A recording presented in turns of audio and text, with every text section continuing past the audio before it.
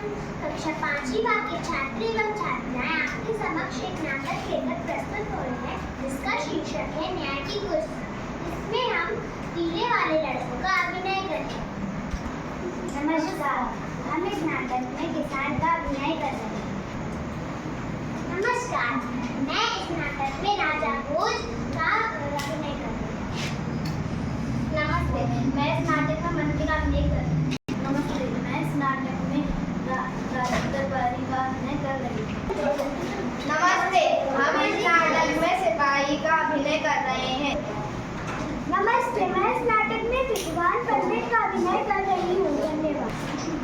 नमस्कार, हम इस नाटक में मूर्तियों का अभिनय कर रहे हैं।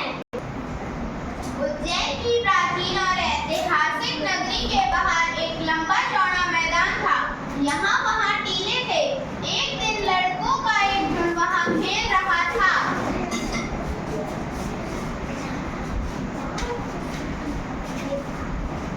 दोस्तों इधर आओ।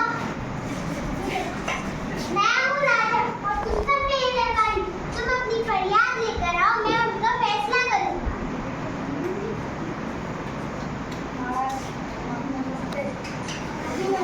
क्या बात है? महाराज की धूप को लगा इसने आम चोरी कर ली है। ये तुम्हारे पास कोई गवाह है? उसे पेश करो। मैंने अपने आंखों से देखा है। ये तुम्हारे पास कोई गवाह है? हाँ महाराज, मैंने अपने आंखों से देखा है। तो बड़ा ही गंभीर मामला है।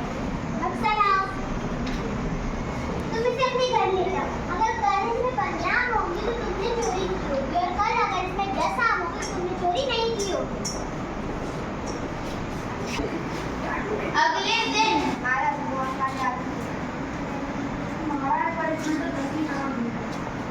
तुझे पकड़ा गया, यही दोषी है। कल रात मैंने तुम्हारे घर जाकर इसमें 15 आम डाल दिए थे, पर तुमने सुबह इसमें से 10 आम निकाल दिए। तुम ही दोषी हो।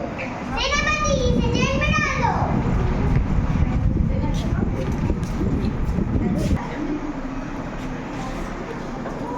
दूसरे लड़कों को यह खेल पसंद आया। वे एक एक करके आते और कोई काल्पनिक फरियाद सुनाते। फिर गवाह बुलाए जाते, उनकी गवाही ली जाती। उसके बाद राजा बना हुआ लड़का उनसे सवाल करता और अपना फैसला सुनाता। बात इधर उधर फैलने लगी। लोग लड़के की न्याय बुद्धि की चर्चा करने लगे और कहने लगे कि अवश्य उस लड़के में कोई दैवी शक्ति है। एक दिन दो किसानों के बीच कुएं को लेकर झगड़ा उठ खड़ा हुआ। दोनों किसान टीले वाले लड़के के पास जाते हैं। महाराज, क्या हमारे खेत के बीच एक कुआं है। हम यह तय नहीं कर पा रहे कि क्या तुम उस कुएं को आधा करके इस्तेमाल कर सकते हो? नहीं महाराज। क्या तुम उस कुएं के पानी को आधा करके कर सकते हो? नहीं महाराज। तुम उस कुएं को मिलजुल कर इस्तेमाल क्यों नहीं करते? महाराज की जय हो, महाराज की जय हो। उस दिन के बाद तो सभी लोग टीले वाले लड़के के पास अपनी फरियाद लेकर जाने लगे। धीरे धीरे यह बात राजा के कानों तक पहुंची। राज दरबार का दृश्य।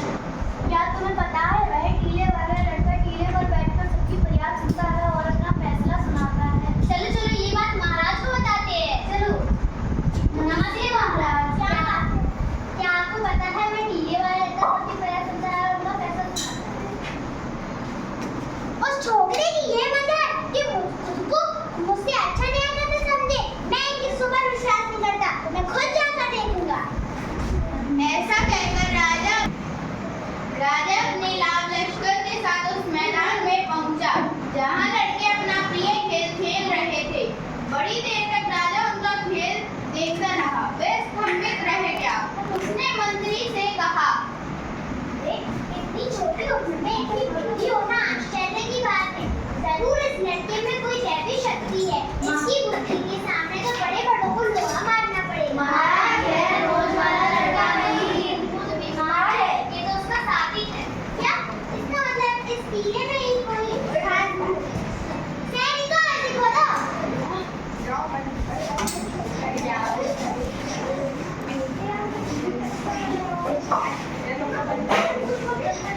पंडित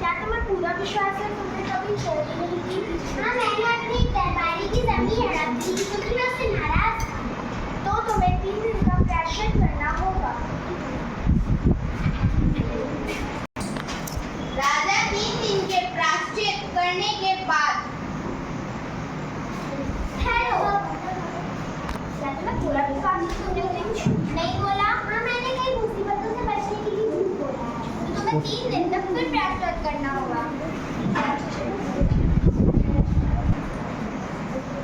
राजा फिर 3 दिन के प्रायश्चित के बाद हैरो, क्या तुम्हें पूरा विश्वास है कि तुमने उसको चोट नहीं पहुंचाई? हाँ, मैंने एक लड़की को चोट पहुंचाई। तो तुम्हें फिर से 3 दिन का प्रयास करना होगा। राजा फिर 3 दिन के प्रायश्चित के बाद हैरो, क्या तुम्हें विश्वास है कि तुम इस सिंहासन पर बैठने योग्य हो? जो आपके सिंहासन पर बैठे थे वे बोलने वाले थे। एक बार फिर सोचो, क्या तुम इस सिंहासन पर बैठने योग्य हो? हाँ, मुझसे पहलवान, बुद्धिमान और बलवान और कौन होगा? मैं तो राजा हूँ, इस सिंहासन पर बैठ सकता हूँ। ऐसा कहकर चौथी मूर्ति सिंहासन समेत आकाश में उड़ गई। अरे नहीं!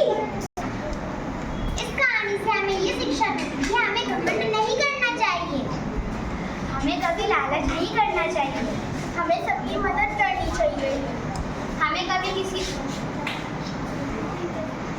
झूठ नहीं बोलना है, हमें दूसरों की सहायता करनी चाहिए, हमें कभी चोरी नहीं करनी चाहिए।